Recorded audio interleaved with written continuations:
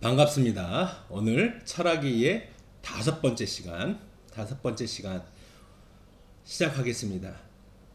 이제 강의가 중반을 넘어가고 있는데 우리는 아직 그리스에서 헤매고 있네요. 그리스. 그러나 그리스는 철학이 그리고 정치과 그리고 과학이 시작된 곳이기 때문에 우리는 여기에 충분히 머물러 있어도 될 것 같고요. 아마 이번 강의는 우리 8월 둘째 주에 끝나는데 8월 둘째 주에 끝나지만 그때까지 그리스에서도 좋을 것 같다는 생각이 듭니다. 오늘 이제 살펴보게 될 것은 지난주 이 고대 그리스 계속 살펴보게 되는데요. 우리 이곳 이 사진 기억나죠?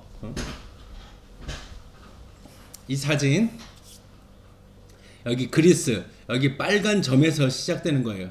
빨간 점에서 이야기가 다 이루어지고 있습니다. 가장 먼저 생각한 사람은 소크라테스입니다.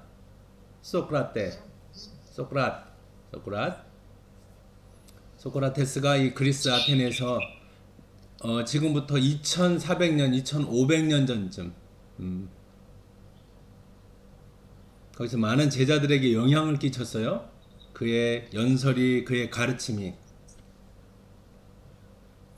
우리는 이 세 명의 철학자를 살펴보는데 우리는 첫 번째 소크라테스 살펴보았고요. 오늘은 두 번째로 이제 이 플라톤에 대해서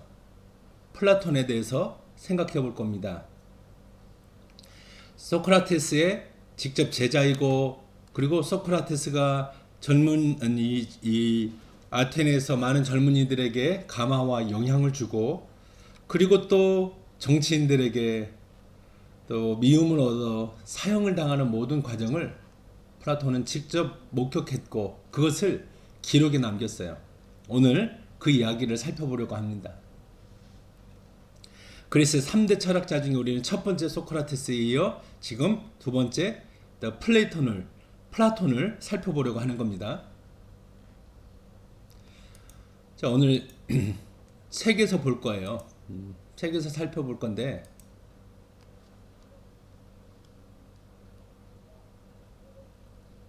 먼저 누가 들어왔나 봅니다. 오케이.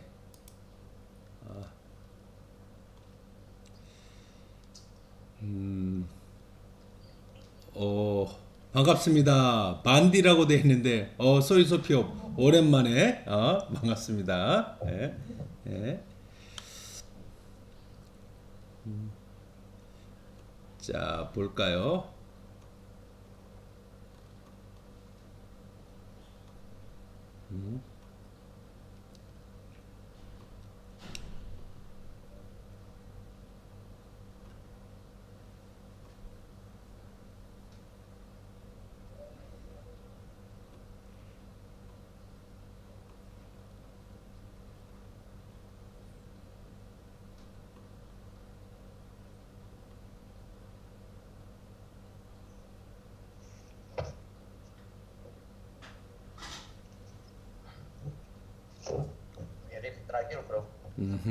자, 잘 보세요. 그 소크라테스의 제자인 플라톤을 우리 공부하는 데 있어서 이런 질문을 던져볼게요. 여러분이 50개의 빵을 만들려고 하면 50개 빵을 만들기 위해서 제일 먼저 해야 될 일이 뭘까요? 50개 똑같은 빵을 만들겠다. 빵을 만들려면 그리고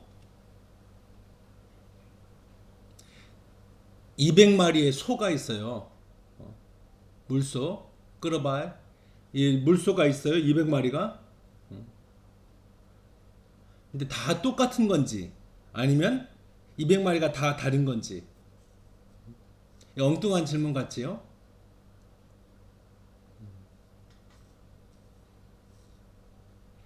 그 빵 50개를 만들어도 어떤 거는 조금 더 큰 게 있고 잘 부풀려진 게 있고 어떤 게는 작은 게 있을 수 있는데 그러나 똑같은 빵 50개를 만들겠다. 50개를 만들겠다. 그러면 우리는 똑같은 틀을 먼저 만들면 돼요. 하나의 틀을 만들어서 거기서 같은 재료를 넣어 50개의 똑같은 빵을 만들 수 있는 거죠. 그런데 물소 200마리라고 한다면 200마리는 다 제각기 다를 수밖에 없는 거죠. 그러면은 우리 마지막으로 세 번째 가장 중요한 질문, 중요한 질문 한 가지를 해볼게요. 이게 플라톤이 했던 질문이에요. 우리 사람에게는 영혼이 있는데 생각하는 것 또는 사랑하는 것, 사랑하는 이 마음도 있고 이 생각하는 지능도 있고 한데 과연 사람에게는 죽지 않는 영원한 영혼이라는 게 있을까? 영혼, 불멸, 죽지 않는 영혼이 있을까? 이게 플라톤이 고민했던 거예요. 영혼. 우리 몸은 죽으면 땅에 묻기도 하고 캄보디아에서는 화장, 불에 많이 태우잖아요. 그렇지만 우리의 영혼이 불에 탈까? 없어질까? 아니면 영원히 살아있어서 다른 곳에 갈까? 다른 극락이나 또는 지옥이나 다른 어떤 곳에 가 있게 되는 걸까? 플라톤은 이런 고민을 했던 겁니다.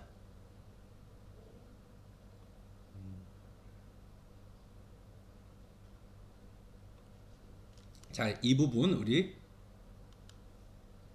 좀 더 자세히 살펴보도록 하겠습니다.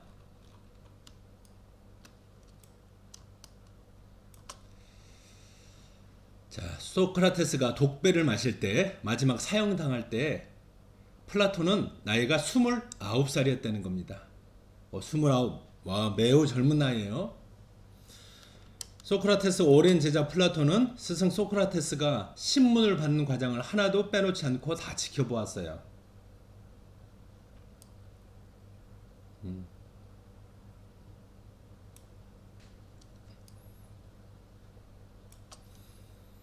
아테네가 그래도 가장 민주적인 도시라고 알려져 있고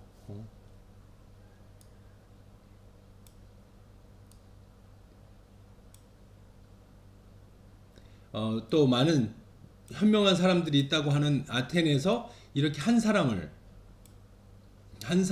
그것도 가장 고상한 가장 지혜로운 사람 소크라테스에게 사형을 언도하고 사형을 땅땅땅 판결하고 그리고 그 사형을 집행했다는 사실이 이 젊은 플라톤에게는 강한 인상을 남겼을 뿐만 아니라 그가 앞으로 이 문제, 이 철학을 이 인생의 문제에 대해서 철학의 문제에 대해서 평생 내가 연구해야 되겠다 이렇게 결정하는 계기가 되었습니다.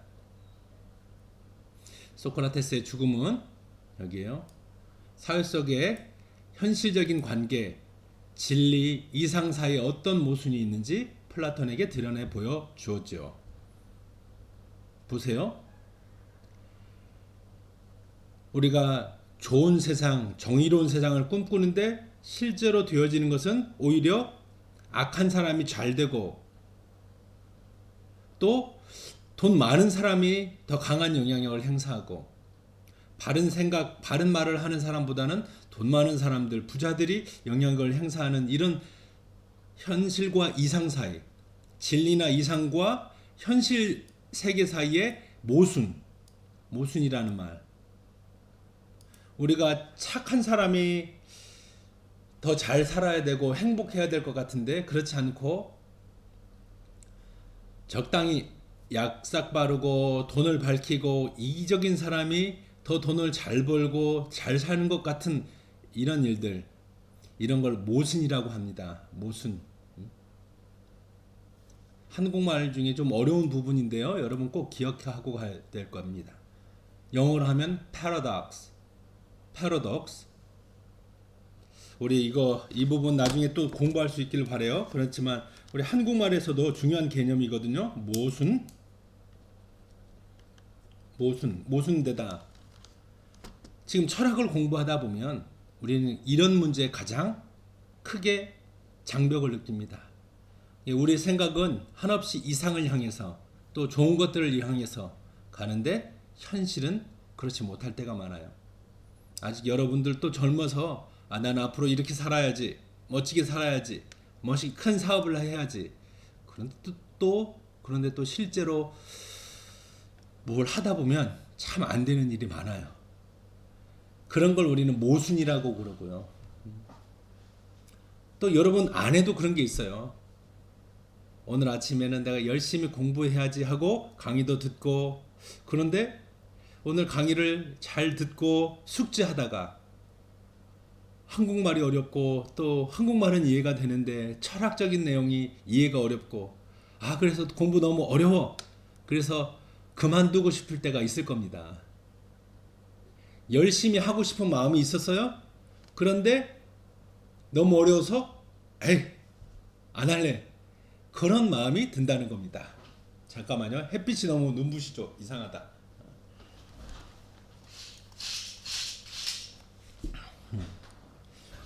그런 우리 안에 모순이 있는 겁니다. 철학을 공부하다 보면 인생과 또 우리 사람의 그런 모순들을 많이 보게 돼요. 여기 철학자인 플라톤이 제일 먼저 한 일은 소송 소크라테스의 법정 진술을 기록해서 변명이라는 책을 만든 거예요. 변명, 기억하세요? 변명.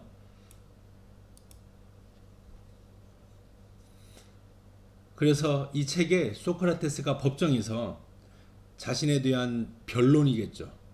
소크라테스가 한 연설을 담아놓고 있습니다.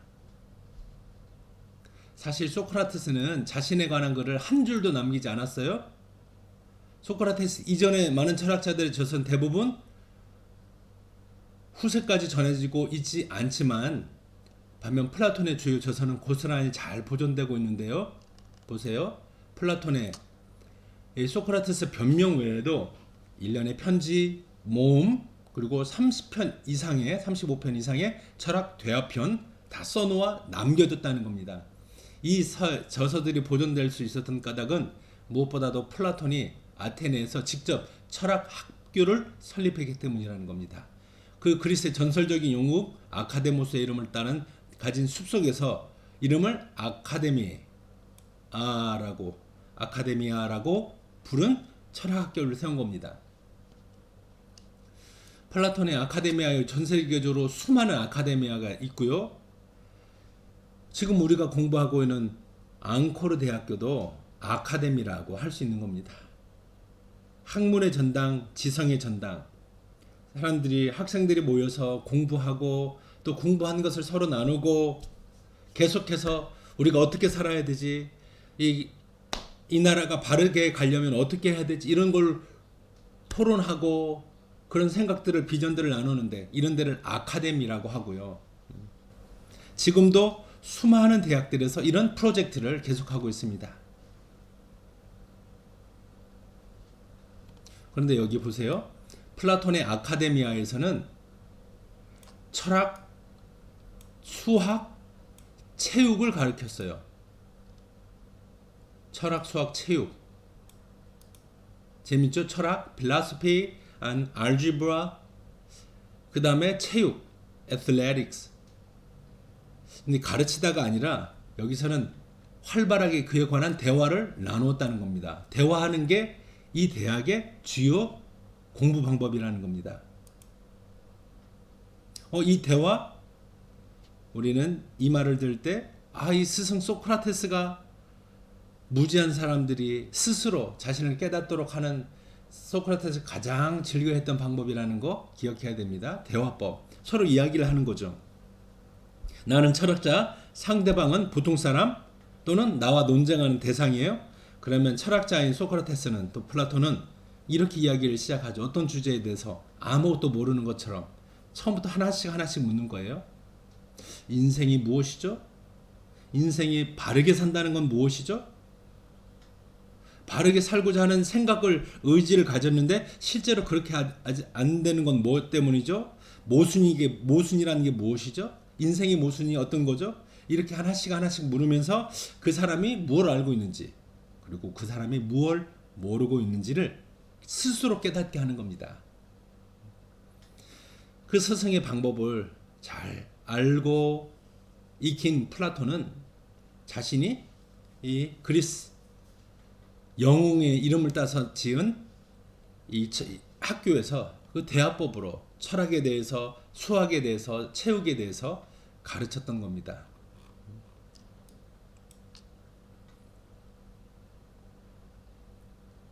자, 플라톤은 뭘 공부하려 했을까요? 무엇을 탐구하려 했을까? 탐구하다, 연구하다, 공부하다.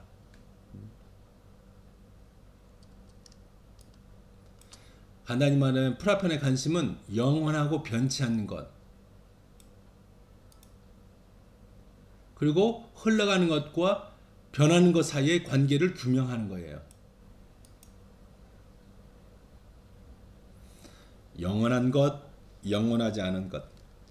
지금 우리가 보고 있고 가지고 있고 쓰고 있는 것 가운데 또 조금 있으면 없어질 것, 계속해서 남는 것. 이게 플라톤의 관심이었다는 겁니다.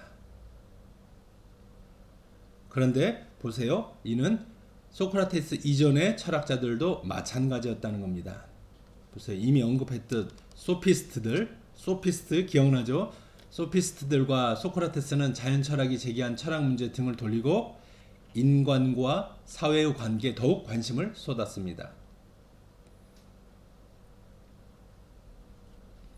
분명히 맞는 말이지만 소피스트, 소크라테스 역시 그들 나름대로 한편으로는 영원하고 변치 않는 것, 또 다른 한편으로는 흘러가는 것들 사이의 관계를 밝히려 했습니다. 인간과 도덕과 사회적 이상, 덕, 어떤 게 영원하냐? 크게 덕이고 또 이상이 되어야 되지 않겠습니까?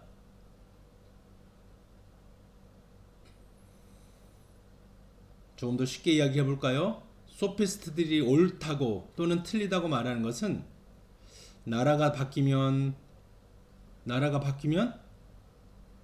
어디에서는 안 되는 거예요. 예를 들면 저는 바이사주룩 캄보디아에서 정말 맛있게 먹었는데 그러나 인도네시아 살 때는 길거리에서 바이사죽을 전혀 사 먹을 수 없었어요. 오히려 돼지고기를 구하기가 어려웠어요. 소피스트들은 옳고 그름을 판단하는 문제는 도시 국가마다 또 시대마다 바뀔 수 있다는 겁니다. 그래서 옳고 그름의 문제가 변한다. 소피스트들이 그렇게 주장했어요. 여기서 옳은 것이 다른 도시에 가면 또 지금 여기서 맞다고 생각한 것이 50년 전에도 맞았을지 50년 후에도 바뀐 세상에서 이 맞는 것이 지금 내가 생각하는 것이 그때도 맞는 것일지 장담할 수 없다는 거예요. 반면에 소크라테스 이 소피스트들의 견해를 받아들이지 않았어요. 소크라테스 사람의 행동에 대한 영원한 규칙이나 규범이 있다고 믿었어요. 그래도 바른 행동, 지금 올바른 행동은 100년 전에도 이 땅에 사는 사람들에게 옳았을 뿐만 아니라 지금 옳은 것은 또 캄보디아에서 바른 삶은 미국에서나 한국에서도 바른 삶이 되는 겁니다. 라고 소크라테스는 주장한 거죠. 우리는 우리의 이성을 사용한다면 변치 않는 규범을 모두 인식할 수 있다. 이거는 그래서 옳은 게 그리고 똑바른 게 바르다는 것이 일부 잘 배운 사람만 알 수 있는 게 아니라 많은 사람들이 이성을 사용하면 가지고 있는 이성을 사용하면 알 수 있고 그래서 인간의 이성은 영원히 불변하지 않다, 변하지 않는다라고 믿었던 겁니다. 그래서 플라톤은 자연 속에서 영원하고 불변하는 것뿐 아니라 도덕과 사회 속에서 영원하고 불변하는 모든 것에 관심을 기울였습니다. 플라톤은 영원히 변치 않는 고유한 현실성을 파악하려고 현실성이라고 표현하는 것은 지금 맞고 지금 옳은 것은 100년 전에도 옳았고 또 장소가 달라져도 나라가 바뀌어도 옳다라는 의미에서 현실성이라는 말을 쓴 거예요.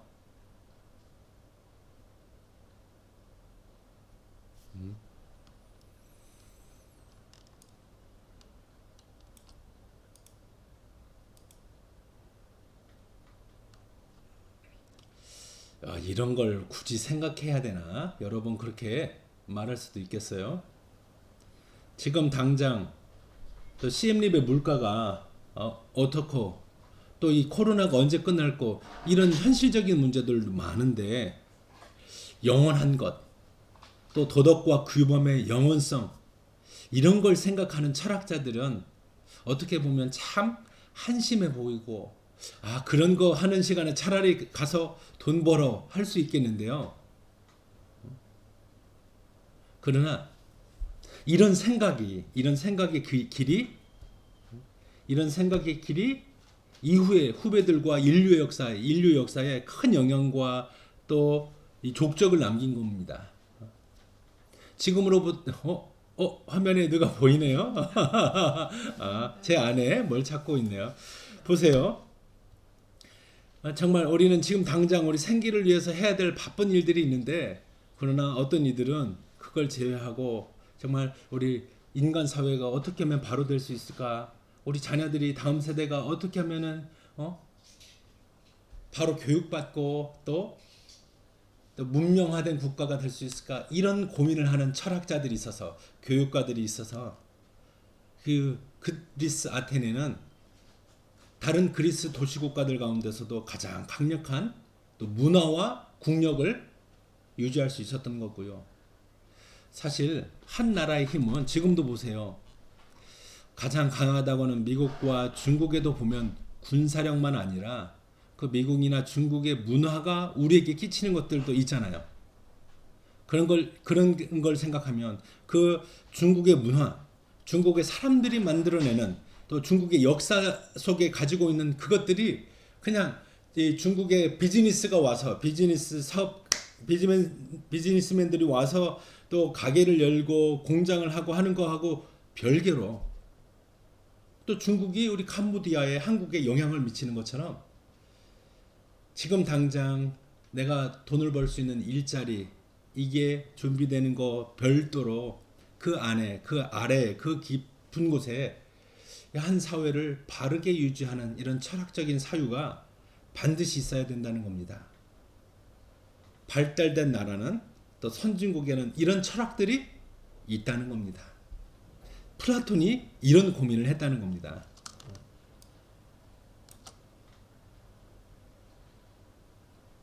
우리 다시 한번 이전 그리스의 자연 철학자들에게로 돌아가 볼까요? 엠페도클레스, 데모크리토스. 모든 자연 현상이 변한다. 그렇지만 변하지 않는 사물이 네 가지 있다고 그랬습니다. 그것을 뿌리 또는 원자라고 그랬어요. 그런데 보세요. 플라톤도 그렇게 변하지 않는 것, 바뀌지 않는 것이 있다고 보았는데 그러나 그 방식이 달랐다는 겁니다. 방식이 달랐는데 보세요. 우리가 자연에서 만지고 느낄 수 있는 것은 다 변한다. 그렇기 때문에 분해할 수 없는 원소가 있다. 이런 생각은 거부했어요. 우리 감각에, 즉 우리가 보고 만지고 냄새 맡고 들을 수 있는 것 여기에는 다 시간이 지나면 변하는 것, 또 없어지는 물질이라는 겁니다.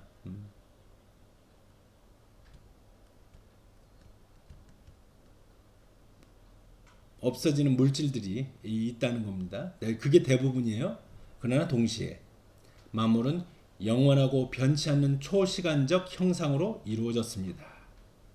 초시간, 시간을 넘어선 그러니까 시간이 지나면서 닳거나 없어지는 게 아니라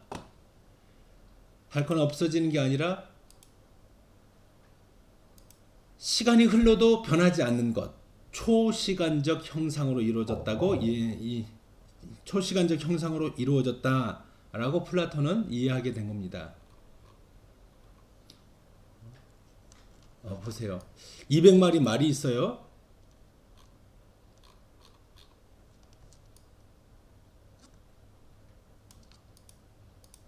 (200마리에) 끌어봐. 물소가 있어요. 끌어봐. 그 물소는 송아지였을 때가 있고 또 이제 다 자라가지고 사람들에게 또 잡혀 먹을 때가 있어요. 그렇지만 소, 암소, 물소라는 말은 이 소가 죽고 나서도 계속해서 사람들이 쓸 거 아니에요. 그런 소라는 말을 하잖아요. 그것을 형상이라고 하고요. 이 형상은 변하지 않는다고 했어요. 말이라는 개념, 소라는 개념, 물소라는 개념은 이 캄보디아 사람들 수백 년 전부터 지금까지 있어 왔잖아요. 물소, 시커멓고 뿔 달린 물소. 제가 뭐 이야기하고 있는지 알죠? 물소라는 개념은 바뀌지 않고 있다는 겁니다.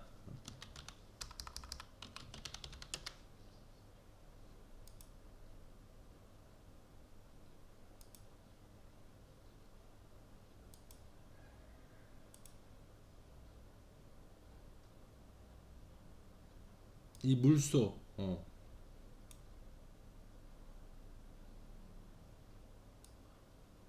이 물소, 이 개념은 200마리의 물소가 잡아먹혀서 다 우리 뱃속에 있다 하더라도 물소라는 개념은 영원하다는 겁니다. 이해가 되나요? 그 개념, 또 물소를 지칭하는 말, 또 그 지칭하는 말이 가리키는 대상, 뿔이 있고 피부가 대부분 검고 어두우며 그리고 또 농사일에 쓰임받는 이런 개념은 영원하다는 겁니다.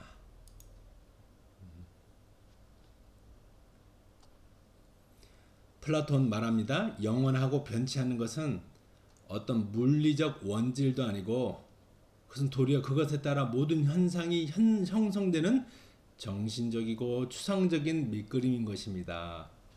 와, 이 말, 한국말, 이 표현이 이해가 되려나요? 그 밑그림, 즉 모든 현상, 우리가 보이는 거, 또 우리가 만질 수 있는 거에 이 밑그림, 정신적이고 추상적인 밑그림. 계속 설명해 보면서요. 여기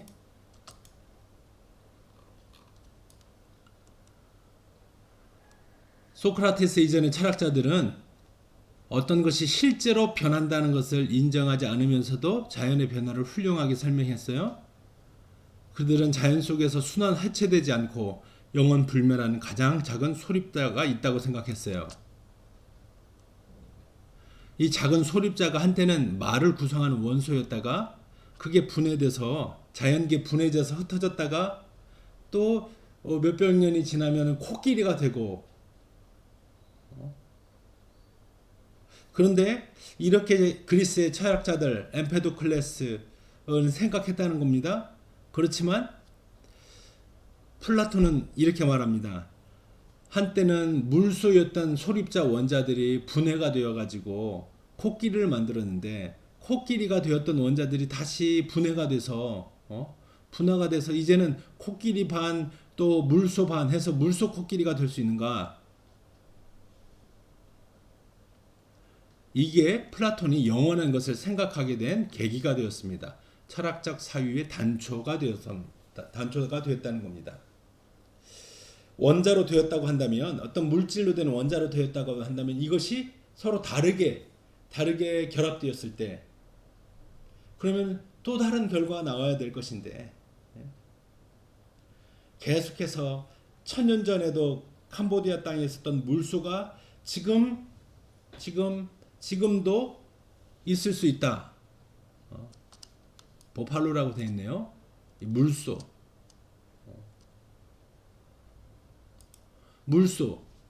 과연 지금도 어떻게 있을 수 있을까? 플라톤은 여기서 생각을 시작하게 된 겁니다.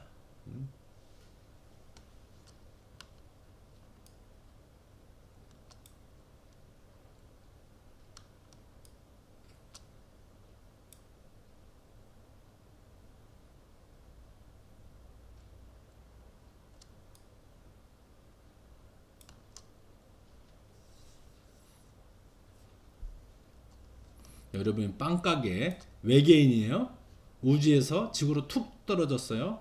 빵가게 처음 가봤는데 맛있는 냄새가 나는 빵 가게를 보고 더듬더듬 또 들어가서 쟁반 위에 있는 과자 사람 모양을 한 똑같은 과자 50개를 볼 수 있다고 해보세요.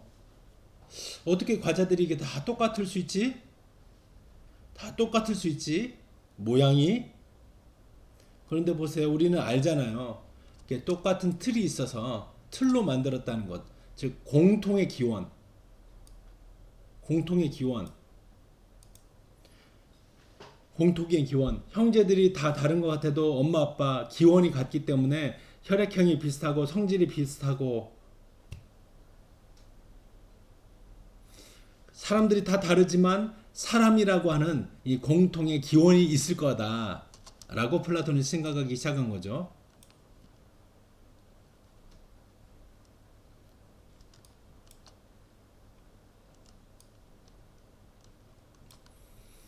자, 여기 이 중요한 말 나오네요.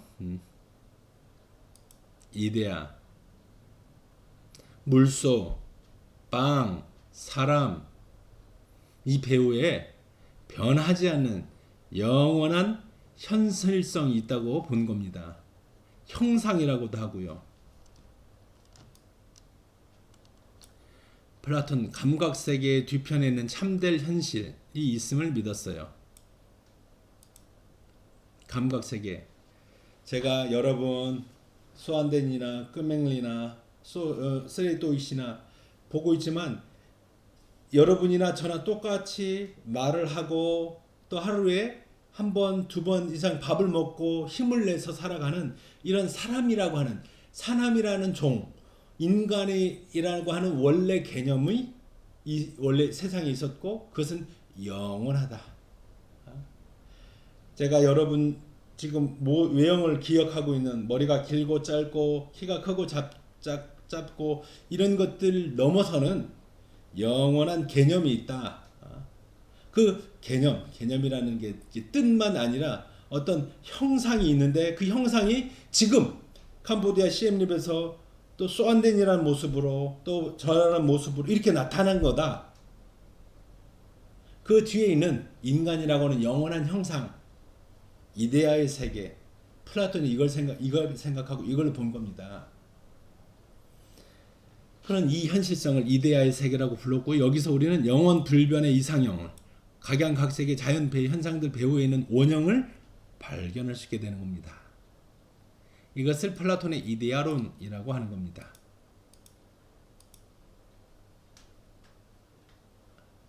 영원 불변의 이상형, 사람 하면 바로 이런 머리와 몸통으로 구성되어 있고 또 머리에는 눈, 코, 입 이것들을 가지고 감각할 수 있고 또 사고하고 느낄 수 있도록 되어진 존재라는 사람이라는 개념, 그런 원형, 현상이 있고 지금 나라고 하는 배 교수, 시엠립 앙코르 대학의 한국어학과 배 교수라고 하는 특정한 한 현상으로 나타나게 된 겁니다. 이거 어려운데요. 그렇지만 여러분 책을 보고 계속 공부해 보기를 원하고요. 여러분이 찾아보면 얼마든지 이 플라톤의 이데아론에 대해서는 뭐 참고할 만한 보조 자료가 있는데요. 여러분이 오늘 이거에 대해서 처음 알게 되고 또 알고자 하는 마음이 들었으면 좋겠습니다.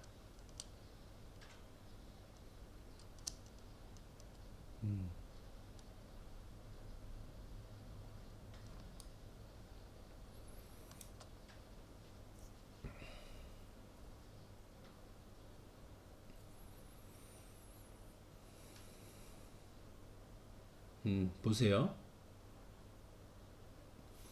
이런 비유를 썼네요. 철학자. 영원 불변하는 것이 무엇인지 파악해내려고 애를 씁니다. 여기에 어떤 비눗방울이 있어요. 비눗방울. 비눗방울. 크기가 1m가 넘는 비눗방울이 있어요. 그 비눗방울.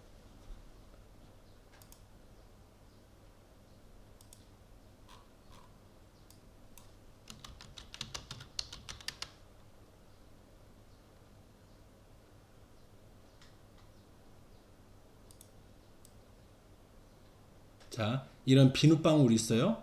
크기가 모이met 엄청나죠? 이런 비눗방울 누가 만들 수 있어요? 그런데 제 친구는 그 만들 수 있는 기술이 있어요. 이 비눗방울. 그런데 비눗방울은 금방 터지잖아요. 갑자기 사라져 버릴 수 있는 이런 것을 철저하게 연구한다. 이것을 내가 평생 박사학위 논문을 써야 되겠다. 이런 사람들 없을 겁니다. 이런 사람 없어요. 잠시 있다 없어질 것, 이것을 연구하는 사람, 공부하는 사람 없습니다. 몇 초, 기껏해야 몇 초밖에 실제하지 않는 그런 사물에 대해서 누가 관심을 갖고 누가 논문을 쓰겠어요.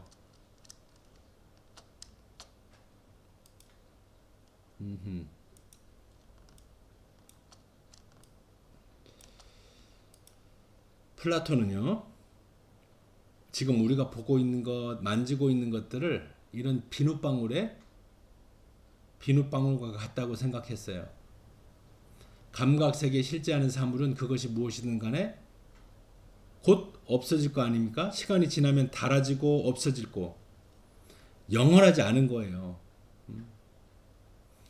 결국 사람과 동물, 물건들 다 시간의 차이가 있지만 결국 분해되고 죽게 마련이에요.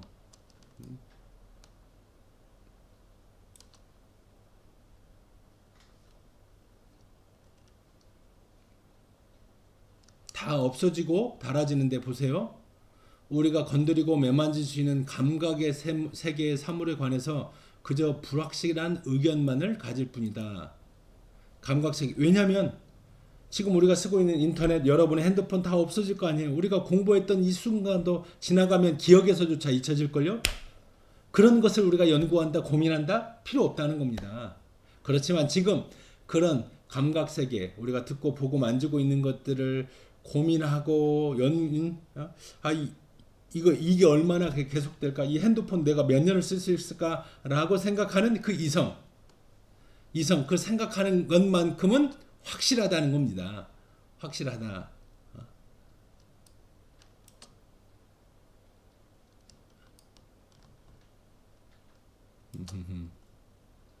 지금 여기서 무슨 말을 하냐면요. 아까 50개의 빵을 만들었잖아요.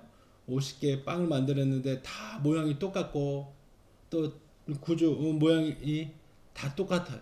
우리는 그 50개의 빵이 어떻게 만들어졌을까? 하나의 틀, 빵을 굽는 틀이 있을 거예요. 아니에요. 새로 된. 그래서 오븐에 넣으면 똑같이 만들어지는 그 틀이 있다는 것을 직접 보지 못해도, 제가 빵 가게에 가서 그런 틀을 보지 못해도 똑같은 모양의 빵이 있는 걸 보고 그런 틀이 있겠구나 추론할 수 있다는 겁니다. 추측.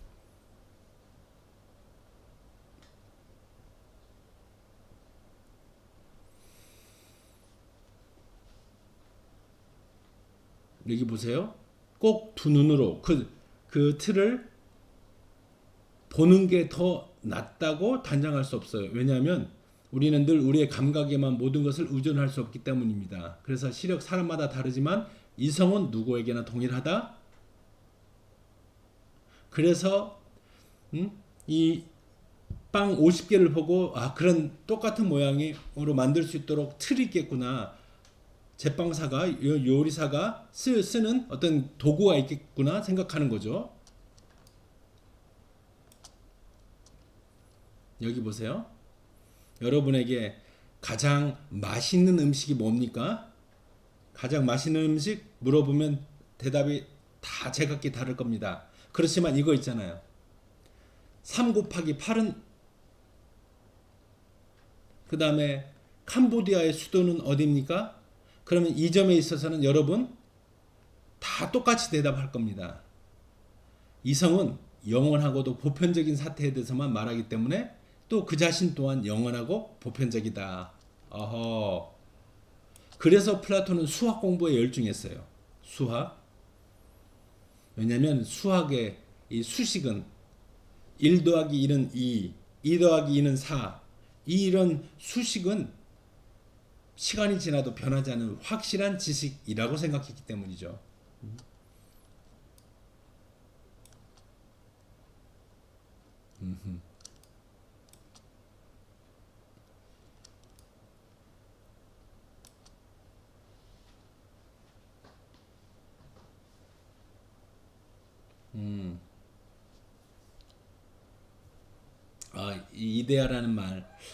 이데아라는 말. 아하. 이것을 조금 더 보완할 수 있도록 여러분에게 숙제로 내도 좋겠고요. 또 여러분들이 이걸 가지고 여러분 이렇게도 생각할 수 있겠구나 이렇게 도전을 받는 시간이 됐으면 좋겠습니다. 보세요. 지금까지 자연 철학자들은 책상이 어떻게 생긴 거지? 이 책상은 나무에서 만들어졌을 텐데 이 테이블 나무로 만들어졌는데 그 나무는 또 어떻게 생겼을 거지? 이 사물들 또 세계의 기원을 찾아 들어가면서 그래서 이것을 구성하는 원래 물질, 원자, 소립자 이런 것들이 변하고 해체되고 분해하고 또 다시 결합하고 하면서 지금 이 옷 책장이었던 것이 또 뒤에 같은 서서 세우는 책장이 될 수 있는 거고 이처럼 세상이 변한다. 만물은 변한다. 그러나 그 가운데 책장 또는 책상이라고 하는 모든 사람들이 가리키고 있는 책을 넣어서 보관할 수 있게 하는 어떤 구조물, 건축, 가구 이 개념들은 과거에나 지금도 있을 거란 말이고 사람들이 동일하게 생각할 거라는 거죠. 그리고 그 생각들은 바뀌지 않을 거란 말이죠. 그런 이 보이는 감각세계 배후에 있는 변하지 않는 개념 또 현상 또는 이것들을 이데아라고 하고 그 이데아를 인식할 수 있는 이성은 또한 이위대하다 영원하다라고 생각하는 겁니다. 이쯤 이야기해보고 나니까 여러분의 반응이 궁금해졌어요. 여러분의 반응.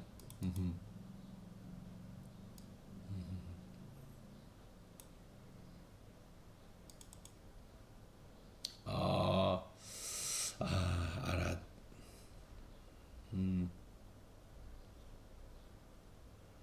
과연 여러분들이